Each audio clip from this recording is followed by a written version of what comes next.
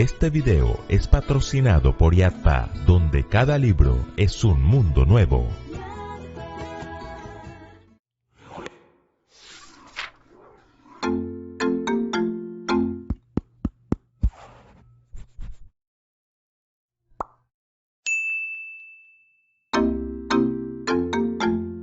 Gracias a los cuidados de mamá, las heridas de los niños estaban sanando rápidamente. Pero, para ser sinceros, a los niños no les gustaba mucho cuando mamá les lavaba las heridas con agua y jabón. ¿Pero por qué tienen que lavarse las heridas? ¿Y por qué tienen que ser 3 veces al día? ¡Esto es una tortura! Si las heridas no se lavan, se llenan de bacterias, y las bacterias son como el pecado. ¿Como el pecado?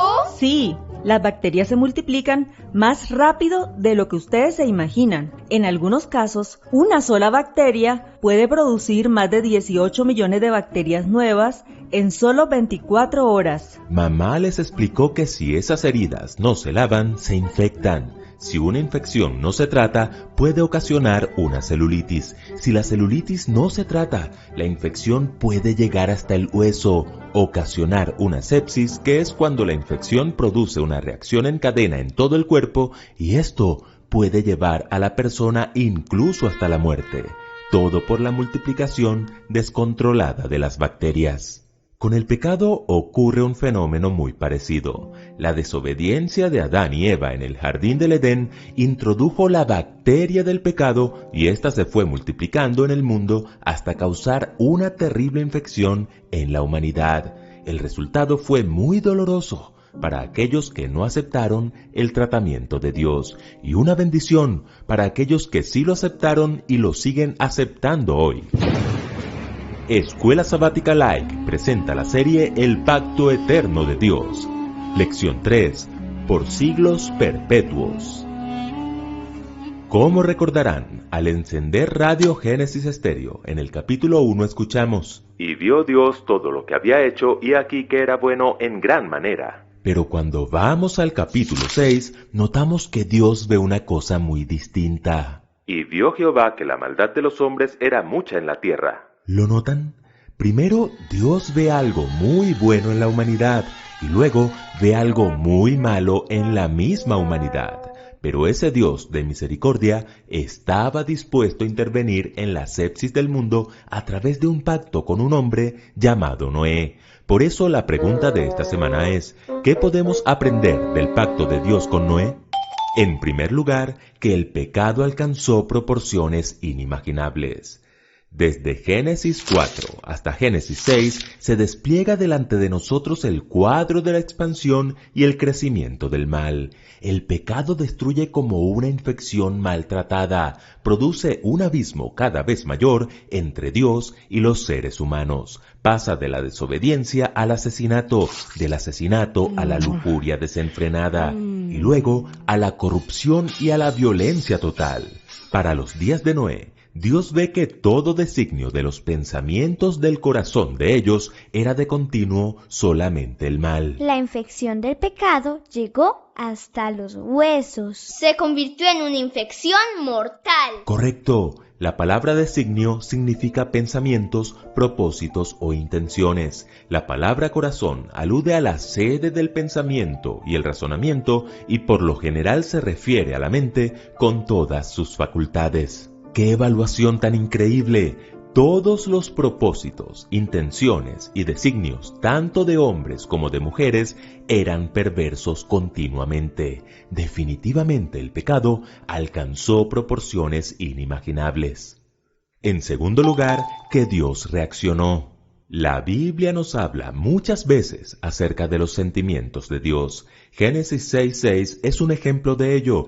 Nos muestra cómo reaccionó Dios ante el inmenso y sorprendente crecimiento del pecado. Y se arrepintió Jehová de haber hecho hombre en la tierra y le dolió en su corazón. ¿Dios se arrepintió de crearnos? ¿Como cuando se quema un pastel y se bota a la basura? Claro que no. Oigan bien, porque esto del arrepentimiento de Dios es necesario que lo entendamos. El arrepentimiento de Dios no es como el arrepentimiento humano, no es como cuando se quema una torta y la botamos a la basura.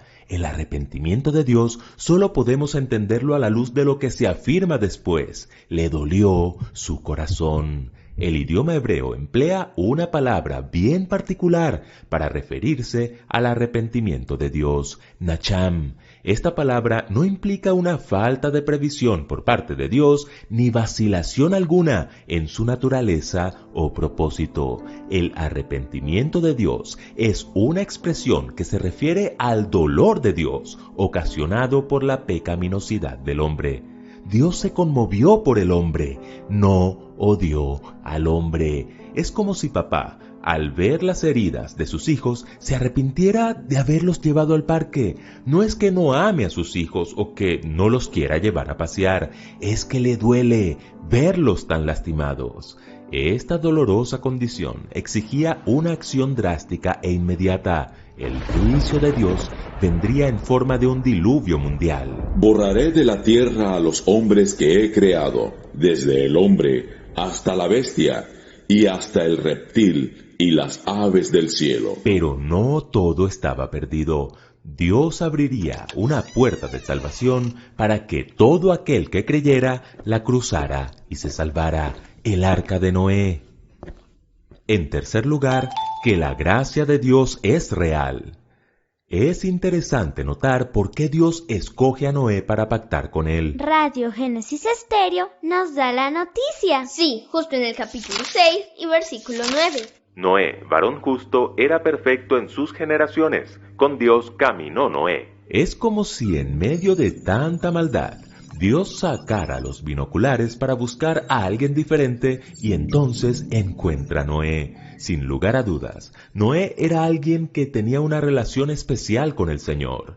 Era alguien con quien Dios podía trabajar, alguien que lo escuchaba, le era obediente y confiaba en él. Por eso el Señor pudo usar a Noé para cumplir sus propósitos, y por eso Pedro, en el Nuevo Testamento, lo llamó pregonero de justicia. Ahora bien, a primera vista, ser como Noé puede parecer algo imposible para nosotros.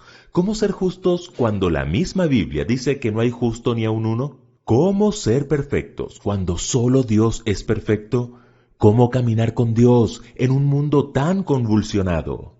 Génesis 1:8 nos da la respuesta. Noé halló gracia ante los ojos de Jehová. Esta es la primera vez que aparece la palabra gracia en la Biblia. Una palabra que describe el favor misericordioso e inmerecido de Dios hacia los pecadores. Por tanto, debemos entender que por muy perfecto y justo que fuera Noé, aún así era un pecador que necesitaba el favor inmerecido de Dios. En ese sentido, Noé no es diferente de cualquiera de nosotros, si nosotros buscamos fervientemente seguir al Señor. Fue esa misma gracia de Dios la que lo impulsó a pactar con Noé. Mas estableceré mi pacto contigo, y entrarás en el arca tú, tus hijos, tu mujer, y las mujeres de tus hijos contigo. ¿Lo notan? La puerta del arca era la puerta de la gracia. Había una sentencia, sí, de hecho, una terrible sentencia, pero el mismo Dios que enviaría el diluvio proveería el arca de salvación. Y en cuarto lugar, que el pacto requería la participación humana. Oigan bien, aunque era el pacto de Dios, porque Él le llama mi pacto, el hombre, que era el beneficiario del pacto, tenía dos cosas que hacer: creer y cruzar la puerta del arca. Sin ese pequeño detalle no habría salvación. Jesús comparó los últimos días con los días de Noé. Y como en los días de Noé, Dios nos invita a entrar en su pacto. La cruz de Cristo nos abrió la puerta de la gracia. Jesús es la puerta de la salvación. Y nosotros también tenemos dos cosas que hacer: creer y cruzar la puerta. Después del diluvio quedó solamente Noé y los que con él estaban en el arca. En este versículo se encuentra la primera mención del concepto de remanente en las Escrituras. Ese remanente de 8 personas, al salir del arca, pudieron ver la señal de un segundo pacto, un arco iris en el cielo. Mi arco he puesto en las nubes, el cual será por señal del pacto entre mí y la tierra. El arco iris nos recuerda que Dios es justicia y misericordia. Y un día, el remanente de Dios en el tiempo del fin, en la hora más oscura para el pueblo de Dios, verá el más hermoso arco iris, uno que refleja la gloria del trono de Dios. La tía Elena así lo confirma. Los hijos de Dios oyen una voz clara y melodiosa que dice: enderezaos. Y al levantar la vista al cielo, contemplan el arco de la promesa. Las nubes negras y amenazadoras que cubrían el firmamento se han desvanecido. Y como Esteban, clavan la mirada en el cielo y ven la gloria de Dios y al Hijo del Hombre sentado en su trono. Entonces la bacteria del pecado estará a punto de ser acabada por completo. La sepsis de la humanidad será sanada y los que hayamos sido fieles al pacto de Dios estaremos listos para vivir en un mundo donde ya no habrá muerte, ni habrá más llanto, ni clamor ni dolor, porque las primeras cosas pasaron. Escuela Sabática Like les invita a seguir estudiando juntos la nueva serie El Pacto Eterno de Dios. Complementa estos estudios con el libro La Sombra de la Cruz de Stephen Haskell. Adquiérelo en Yatpa Librería. Visita tu librería más cercana. ¿Deseas ganar una de las 4 Biblias que obsequiaremos? Sigue nuestra cuenta de Instagram Crecer Más TV y la de Yatpa Oficial y sigue los pasos. Es fácil y rápido. Recuerden que juntos podemos crecer más.